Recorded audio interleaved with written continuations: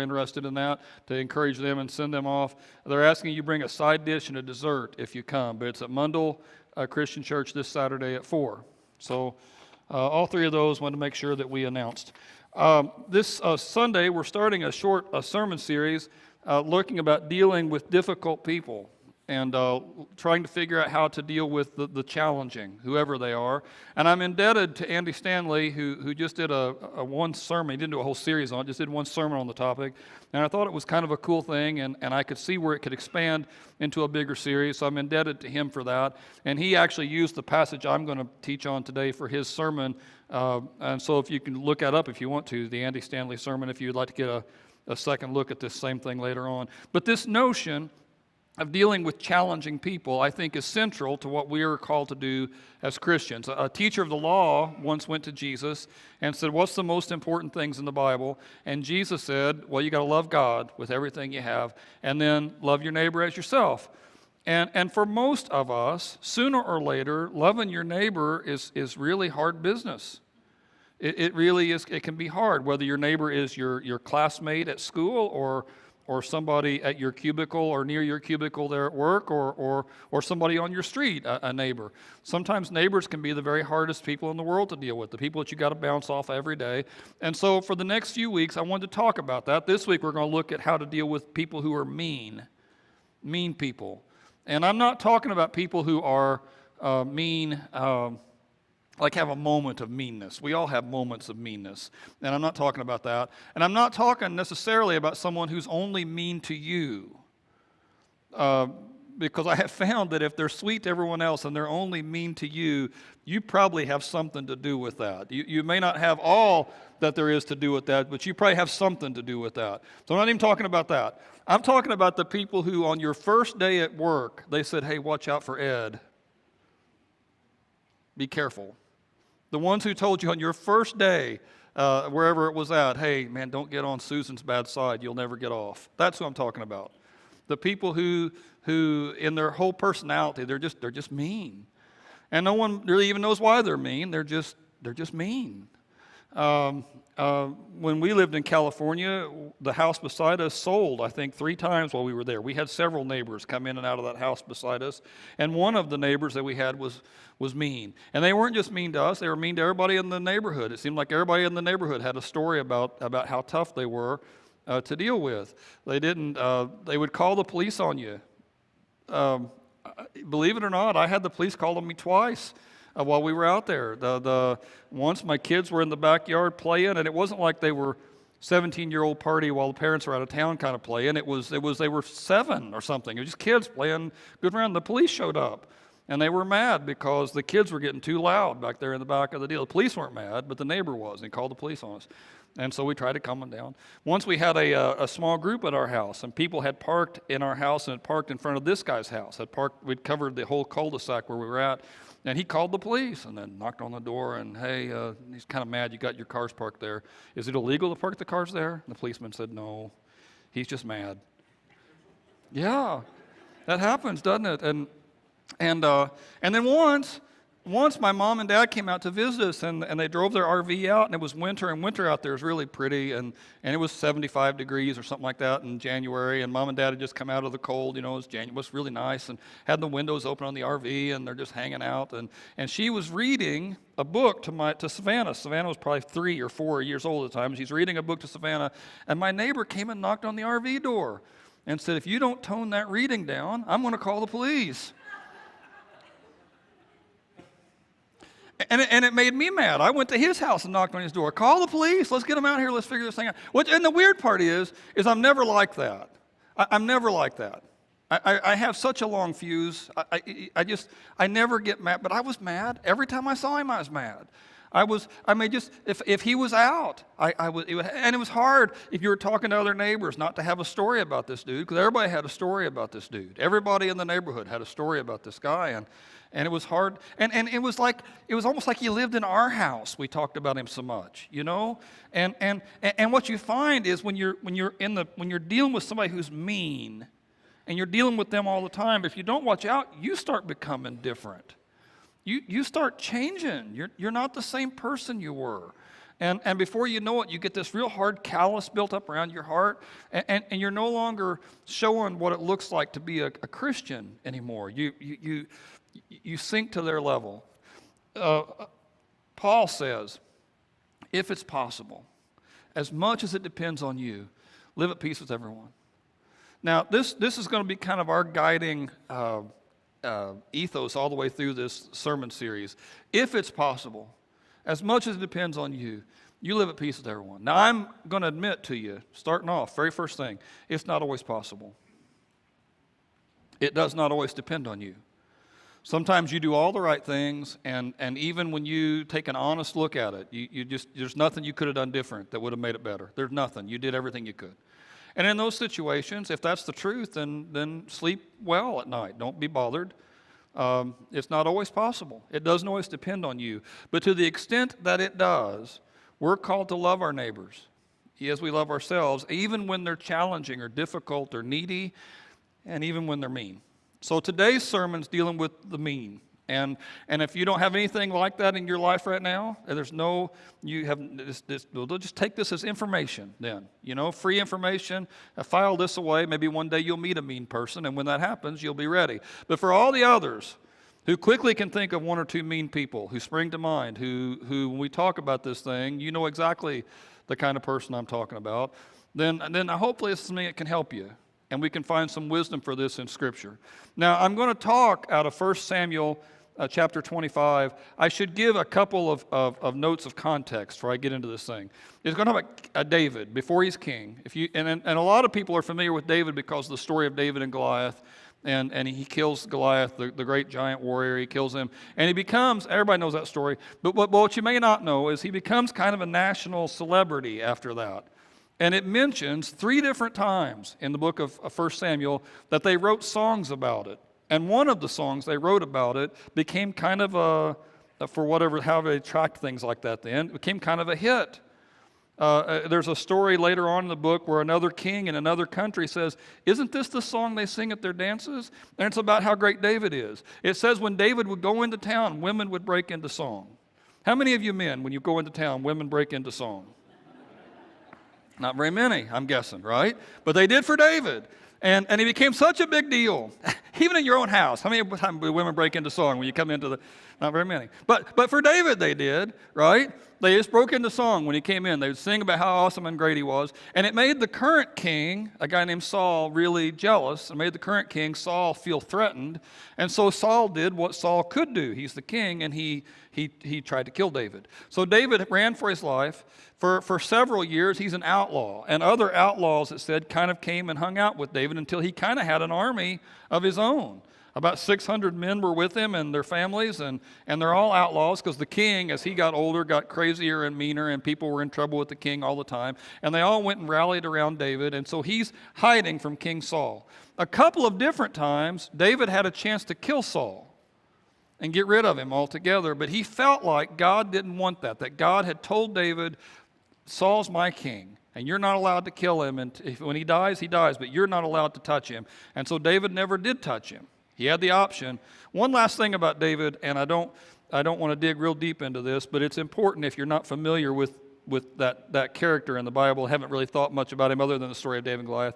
David was a very bloody king. Well, bloody before he was king, but he was really bloody. There's a couple of stories during this time in David's life where he would raid a village, and every man, woman, and child, he'd kill them all. And I'm not going to get into all the whatever about it, but bloody. So bloody, in fact, that God said, David at the end of his life wanted to build a temple for God when he wasn't quite as bloody. And God said to David, there's too much blood on your, no, there's just you've done too much. So you need to know that about David.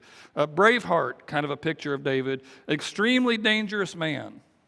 And that's important. Dangerous man, an outlaw on the run during this stretch of his life, and ticked off all the time because he can't fix his own problem. He just got to deal with it.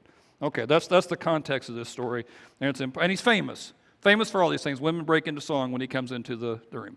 All right, here we go. Here's the story.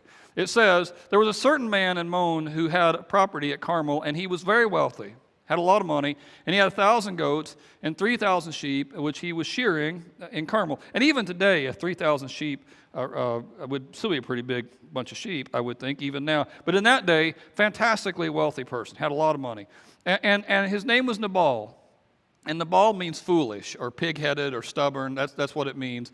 And it's hard to imagine his mom and dad named him that. So probably this is just the nickname that he had. And maybe even kind of got proud of it.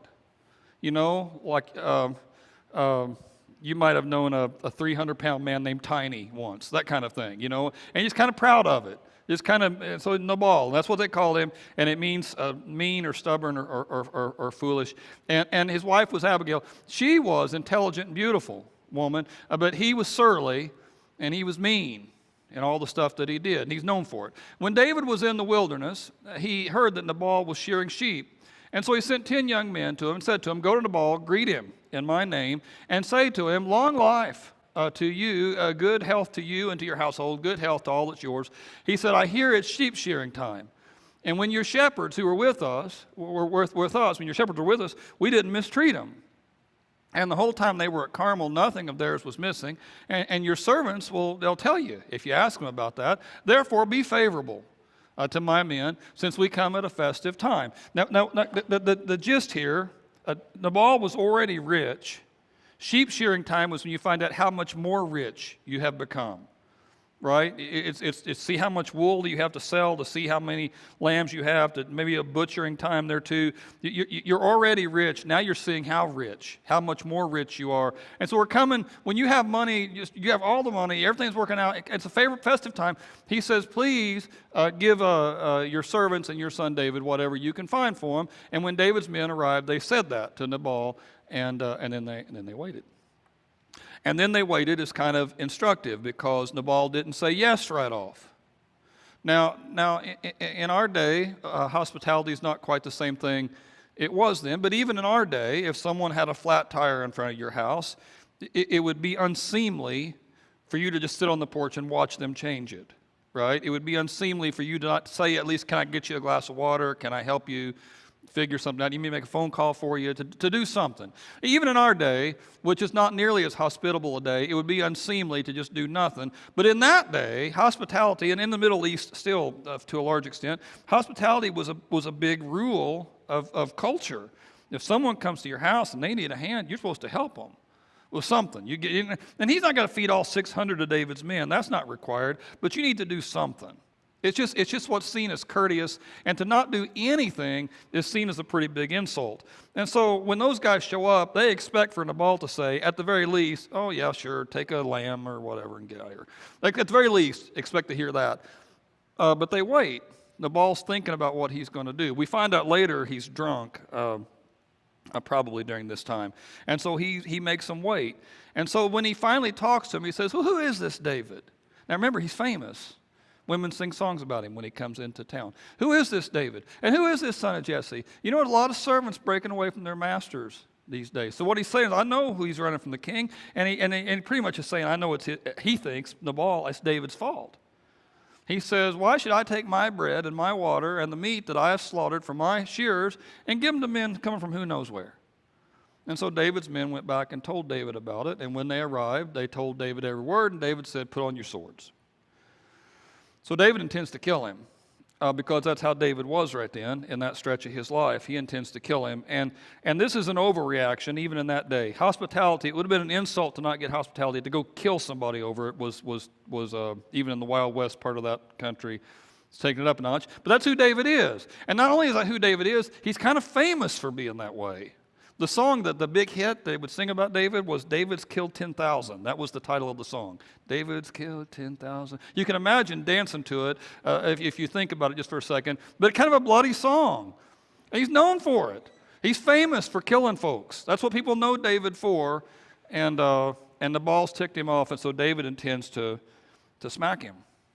That's his plan. Well, one of the servants told Abigail, Nabal's wife, "David has sent messengers from the wilderness to our master with greetings, but he hurled insults at him. And yet these men were really good to us." He said, "They didn't mistreat us. And the whole time we were there, out in the fields, nothing of ours was missing. Night and day, they were a wall around us." Now, that's the important line there, that fourth line down. Night and day, they were a wall around us. If it wasn't for that line, you could assume that it's kind of a protection scheme that David's run here. You know, we could have took your lambs. We didn't. We'd like a little payment, like a Godfather kind of thing. Nice bunch of lambs you got there. Be ashamed if anything happened. That kind of thing, right? And so, but it's not that kind of thing because, well, first of all, David could have taken some of them. There's already one, dead or alive. There's already a death sentence over his head. If he were to steal some lambs, it doesn't make it any worse. They're trying to kill him anyway. So he could have certainly taken some stuff and gotten away with it because who's going to do anything to him? But not only with that, he says, they were a wall around us. Shepherding could be kind of dangerous. You had to drive off wild animals. There could be raiding bands. Thieves could come in. Even in Jesus' day, he would talk about how the thieves break in to kill and steal and destroy with a shepherd's flock. But not with these guys. I mean, part of the reason why Nabal was shearing so many sheep, part of the reason why he hadn't had any loss at all is because they protected us. They were like a wall around us the whole time we were out there tending our sheep near them. Now think it over. This is still the servant talking to Abigail. You need to think it over and see what you can do because disaster's hanging over our master and his whole house. He's such a wicked man. And no one can talk to him. And you've known people like that. The other guys at work talk about it. Nobody can say a word to him. You're just wasting your time even talking to him. Every part about him's mean. Every part about him's foolish. You're just wasting your time.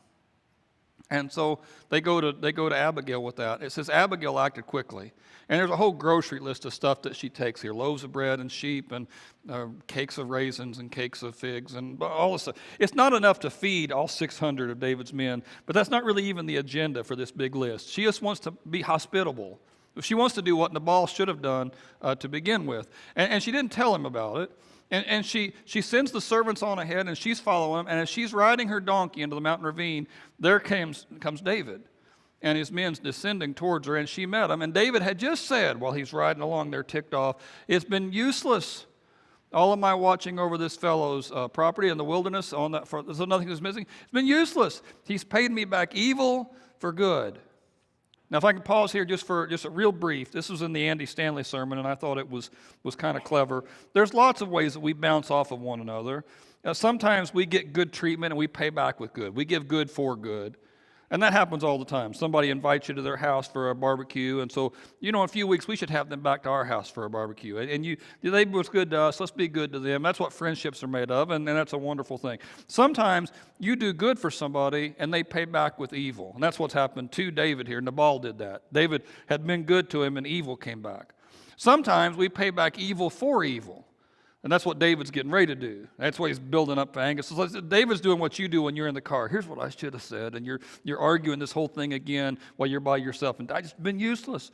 I wasted all my time. And so David intends to pay back evil for evil. He was evil to me. I'm going to be evil right back to him. But there's a better way. And it's what Jesus talks about. And the rest of my sermon, I kind of want to talk about that way. About paying back good even when you get evil. And it's hard, and if you're not a Christian, there's no obligation for you here. I mean, listen to it and make out of this what you want, and don't feel any pressure at all. But if you are a Christian, I mean, you need to think hard about this stuff. You need to kind of weigh this in your mind. How do I act when people treat me wrong? Because it's this thing, as much as anything else, that really should set Christians apart from everybody else. We're made of different stuff. We're supposed to be. And I'm not making a command here. The very first verse we looked at, it's not always possible. It doesn't always depend on you. But if it is, and if it can, then you should be willing to pay back good even for evil. And that's what the rest is about. So David, you picture, he's coming down hard on the horse. He's muttering. He's ticked off. He says, may God deal with me. David does, but he's still talking to himself. May God deal with me, be it ever so severely, if by morning I leave alive even one male of all that he has who belongs. So David's plan to get even for this thing is mass murder. That's his plan. He's insulted me. I'm going to go kill everyone. That's the plan. And it's a picture of how David is in this time of his life. I intended to do some damage. And he's certainly capable of that. He does it several other times in those chapters. When Abigail sees him there, She quickly got off her donkey, and she bowed down before David, put her face to the ground. She fell at his feet, and she said, "Pardon your servant, my lord, and let me speak to you, and please hear what your servant has to say. Please pay no attention," she says, "my lord, to that wicked man Nabal. He's just like his name. His name means folly, and folly goes with him. And as for me, your servant, I didn't see the men that you sent. So now, my Lord, as surely as the Lord your God lives, and as surely as you live, since the Lord has kept you from bloodshed and from avenging yourself with your own hands, let this gift which your servant has brought to my Lord be given to the men you fought." So I want you to catch a couple things here. First of all, the language of it, your servant. And there's an Old Testament kind of language here that we don't use anymore. But even though we don't use that language, she's just humble the whole time. Proverbs talks about how a gentle answer turns away wrath, and that's the tack she's taken, partly for her own good, because David is a dangerous man, so partly for that. But it's not just that. It means she's just continually trying to calm the situation down. I think that's awesome, and there's some example there that we should pull from. She's chosen to do an author named, let me write it down, hang on, an author named Carolyn McCauley. She's talking about this story, and she says what's interesting, it mentions earlier in the story that Abigail was beautiful and intelligent, and it doesn't usually mention stuff like that in the Bible. We have no description to know what Abraham looked like or even what Jesus looked like. The Bible doesn't normally tell you that sort of thing, but it tells you about Abigail. She was beautiful. To look at her was beautiful, but she doesn't flirt with David. She's not flirting with him. She doesn't try to seduce him. She doesn't use that. She doesn't even, like when the policeman pulls you over and she starts crying trying to get out of the ticket. She didn't even do that. In fact, she's kind of pushing him a little. The slide right before this here, she says, we just read it, the Lord has kept you from bloodshed. And so she's bringing God into the conversation. You were about to do something against God, and it isn't that great that God has kept you from doing it. And God's only kept him from doing it because David hadn't got there yet. He's riding as hard as he can to do it. Well, isn't it great that God has kept you from this? And she's trying to put his mind on higher things. She's taking the conversation to something higher and something more important. And then she's kind of confronting him. She's doing it gentle, but she's kind of confronting him.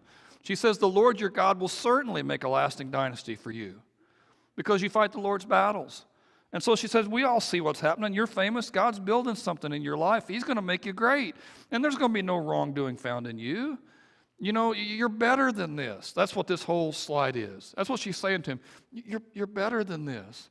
And she's not saying you're better than this by poking at him like, everybody knows how bloody you are. She doesn't do any of that. You're out of control. You're hot-headed and stupid. She doesn't do any of that either. She doesn't provoke him or nag at him or pick at him. She just calls him to something bigger. You're better than this. God has set you apart for something more, and you want to be more. She says, even though someone is pursuing you to take your life, the life of my Lord will be bound. And she's talking about Saul there. The king is pursuing you to take over your life. The life of my Lord, she says, will be bound up bound up securely in the bundle of the living by the Lord your God, and the lives of your enemies will be thrown away as from the pocket of a sling. And by talking about a sling, she's bringing up Goliath. God has always been with you. God has always been with you. That's the whole point of this paragraph. He's always carried you. When everything looked desperate and sad and scary, God could be counted on to get you through. You need to count on God to get you through now. That's what she's saying.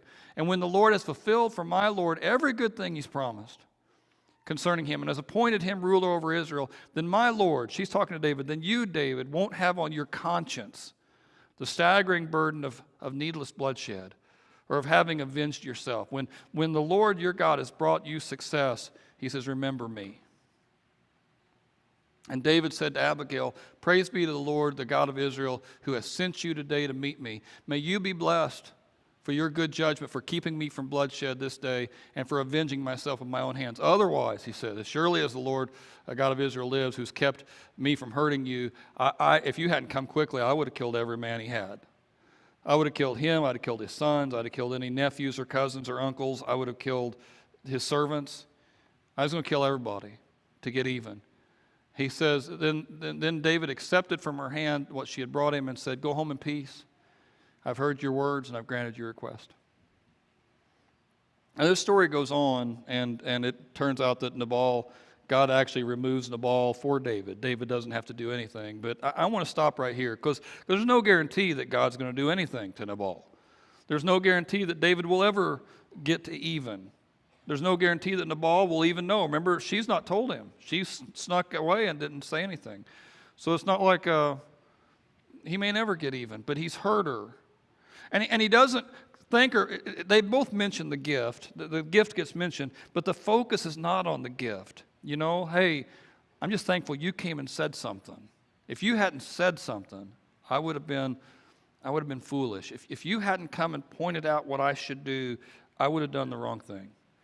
And he puts all the credit on her good sense.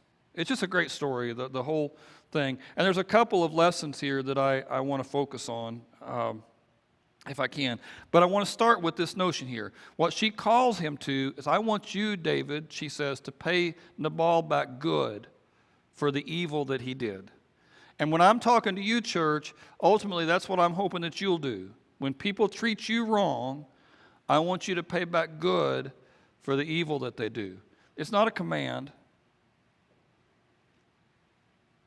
And you're not doing it for me. And it's not always possible. I know that. It does not always depend on you. But as much as it does, and as much as you can, you don't want to let them bring you down. And the reason is because of Jesus. Luke chapter 6, verse 35 tells us to love our enemies and to be good to those people who hurt us without expecting anything back. Because then, he says, our reward will be great and we'll be like children of the Most High, like children of God, because God is kind even to the ungrateful and even to the wicked. If God is kind even to the ungrateful and even to the wicked, and we're those things, then we should be kind too, even when people are hateful to us. Sometimes when I do a sermon on evangelism, and I'll tell people, you need to go tell people what you believe, somebody who's a little frightened about telling people what they believe might come to me after the service and say, I'm a little scared to talk. I'm not very good at the talking. I just want my life to show them. I try real hard to live a certain way. They'll see how I live, and then they'll know. Most of the time they don't know, because most of the time what we mean by that, when we say that, is I will keep my yard mowed nice. You know, I won't drive crazy. I'll vote the right way. You do this, people are going to notice. When people are mean to you and hateful, but you respond with kindness, people will notice. No one does this unless they have a reason. And our reason is because Jesus did it first, and we want to follow hard after him. And we won't get this one right all the time. I don't know any Christian who gets this right all the time. And there will be some times where your emotions are so wrapped up into it, you'll do the wrong thing first. We're only human. I'm not expecting perfection here, but this is what we're striving towards. That even when people aren't always the best to us, that we can be good to them because Jesus was good to us. So out of all this whole thing, just a couple of lessons. Lesson one that I want you to get out of this whole story: give up on being even. Give up on being even. Two little boys in the back seat of the car, and you're driving someplace, and the first one smacks the other. So the second one smacks the first back and says, now we're even. It's a story problem. You're in the front seat. Is that the end of it? Does the second one say, yes, now we're even? Does the second one say, your logic is unassailable? I hit you, then you hit me, we're even. Is that how that works? Ever? Right? Whoever hits last has won. It doesn't matter if you're even. They hit me last, so they've won. So then I want to hit them back. So maybe I'll say, well, yeah, but you hit me harder than I hit you, so bang, now we're even. And the first person, again, never accepts that. Well, okay, I guess we are. Never accepts that. And it just goes back and forth until finally somebody from the front intervenes and separates that thing. There's no even. It's impossible. You can't ever get there because you're never going to think that the hurt done to you You're never going to think it was of no consequence. The hurt to you is always going to matter more in your eyes than whatever hurt you did to them. The hurt you did to them, you will defend. Well, yeah, I didn't respond to that thing, but what could I have done? Or, yeah, I didn't pay that back. Or, yeah, I guess I kind of blew past them or was kind of mean that moment. But you got to understand what was going on. You always have an excuse for what you did, so you'll never get to even because you're not in a position to judge it fairly. And even if you could judge it fairly, do you really want to be even with that person? Is that the goal? I mean, they were obnoxious. Now we're even. What's that make you? And we all do that. Somebody fires off some ugly thing in social media and you think, man, who all saw that? So you fire something off right back. Well, what are you then? Well, they did it first. Well, that didn't work when you were 6. That line didn't work then. It doesn't work now. It never works. There's no even. And when you try to get even with them, you're just lowering yourself to where they were. That's what David heard, and that's what David believed, that I don't want to be even with this guy. He's a fool. If I'm even with him, then I'm a fool. And I see Christians blow this all the time. That's the first lesson. Second lesson of this story, wisdom is being humble enough to change. When Abigail first goes to David, he's so mad he's talking to himself while he's driving. Have you ever been mad enough to talk to yourself while you're driving? You know, he is so mad, he's talking to nobody. It's wasted all my time. And he's ticked off, right? He's muttering while he's riding his horse along there. When Abigail catches him, he is fully intent on not just getting even, but on wiping the other guy out. But he's wise enough when she explains, hey, what do you want to be? It works. And he's wise enough and humble enough to change course. Even though he might have every right in the world to do more, he doesn't. He gives in. I read one author who said David chooses the long-term advantage of a clear conscience over a momentary gain of self-indulgence. He just wants to be more. And I want you to be more. I don't want you to get caught up in some silly feud. I don't want you to lower yourself to and even if you have already lowered yourself a little bit to that, you've been in the middle of something and somebody smacked you and you smacked them back and it's been going on for a long time. Wisdom is being humble enough to say, no more. I'm just not going to do that anymore. I'm not going to be like that anymore. I should, in the middle of this, again, say another word about Abigail here, because there's, strictly speaking, Abigail's not submissive to her husband in this story. He tells her, we're not spending on this. She sneaks out and spends on it anyway. Now, you could take that application to other parts in your marriage that I really don't want you to take it to, but strictly speaking, he says we're not doing it, and she does it anyway, and the Bible seems to commend her for that. She's doing the right thing.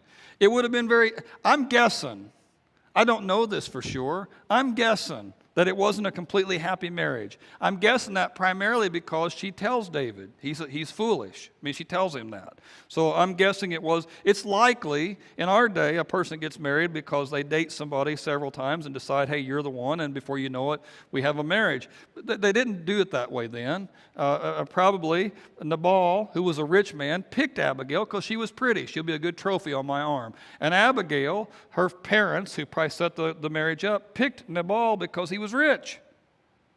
You know, our little girl won't have to work that hard. She'll be with a rich person. And so she's probably sent to this guy, and it may not have been a happy marriage. I'm guessing that. I don't know it for sure, but I'm guessing that it probably wasn't.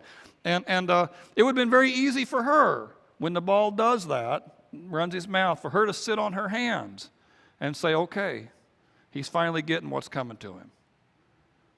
When the servants come and tell her this whole story, he's insulted David, you know what's going to happen. She could have said, well, here's my ticket out.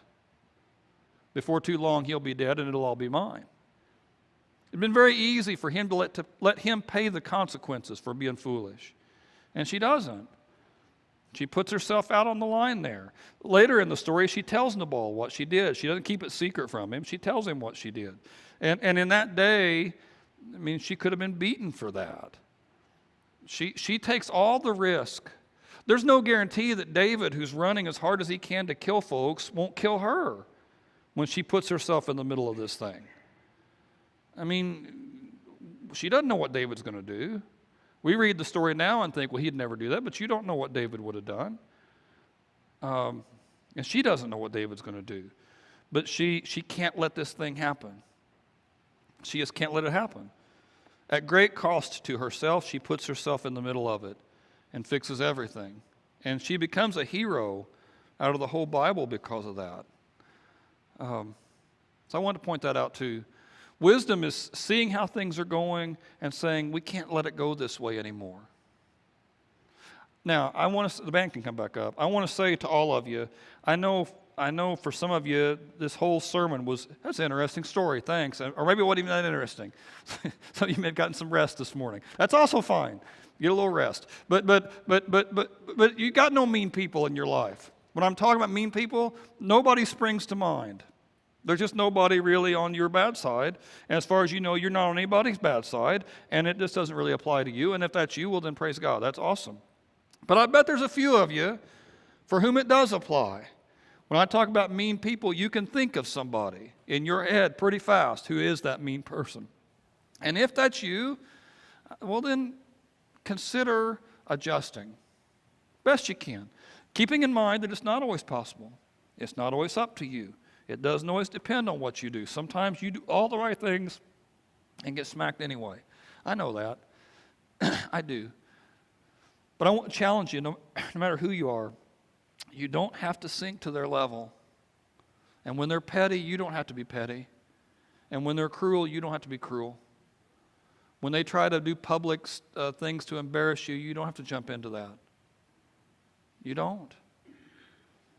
And I think we're called to that bigger thing. I guess I'd be wrong to not mention, too, that part of this slide is looking at your life in total, not just what we've talked about, but all of it. And are you heading down the right direction? I mean, you can kind of see where your life has taken you. You can see, are you building the family you want? Are you building the life you want? Are you becoming the man or woman in God that you were hoping you'd be by this point? Is your life heading the way that you want it to go? Wisdom is being humble enough to change course if it's not, because God will always take you back. And if anybody's out here today and you need to do some business with God, know that you can come here to the front and pray, and we'll pray with you, and we'll lift you up, and we'll ask God to move real big in your life. And that door is always open. After the service, find me or find one of our leaders, and we'll pray with you too. Stand up here. Let's close our sermon time together.